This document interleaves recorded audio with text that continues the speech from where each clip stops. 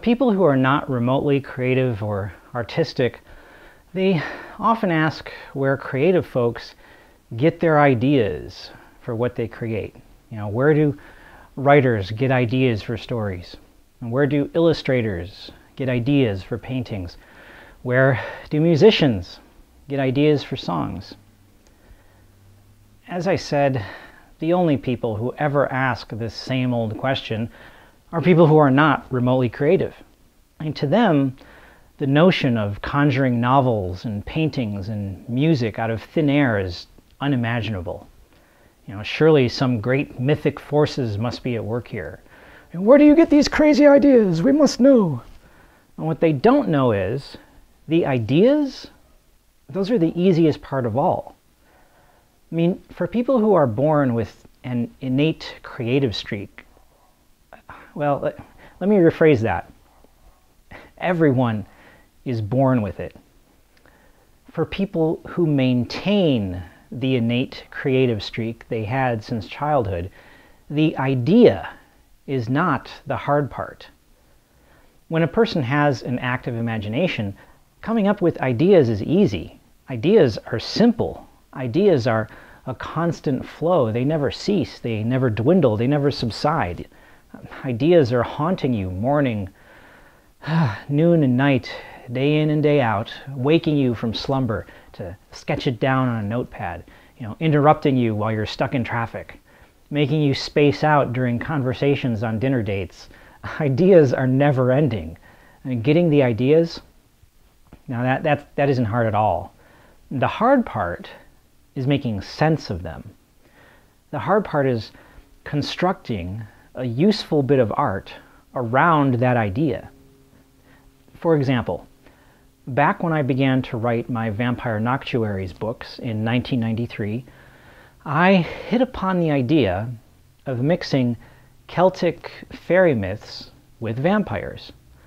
Now, that type of story is kind of commonplace in 2013, but back 20 years ago, in 1993, it was unheard of. No one was doing anything like it. It was a great idea. It was a cool idea. It was an evocative idea. But that's all it was.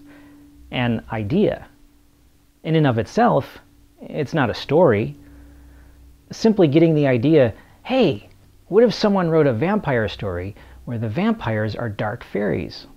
It doesn't give you anything. You still have no plot, no characters, no nothing. You just have a concept, maybe an emotion, a few neat images might pop into your head. That's about it.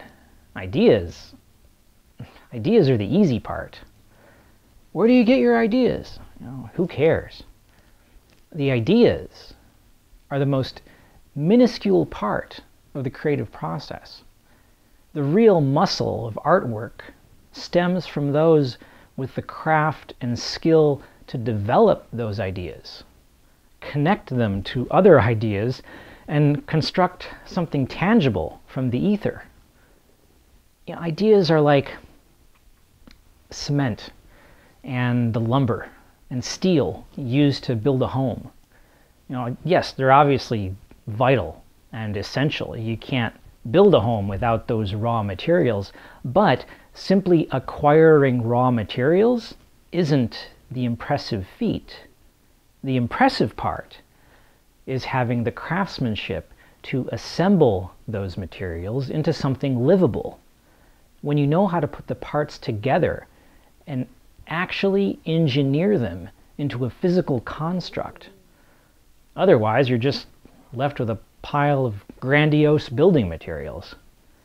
See, ideas are the same thing as those raw building materials. Those who understand and appreciate the architectural construction process would never ask, how do you get those raw materials? Those who understand are more apt to say, how do you draw up your blueprints? Every creative person approaches the blueprints differently. The blueprints are the trick. They are the key. It's not the ideas. It's not the raw materials. It's the creativity behind how to put those materials together. Where do you get your ideas? It doesn't matter. How did you put these ideas together?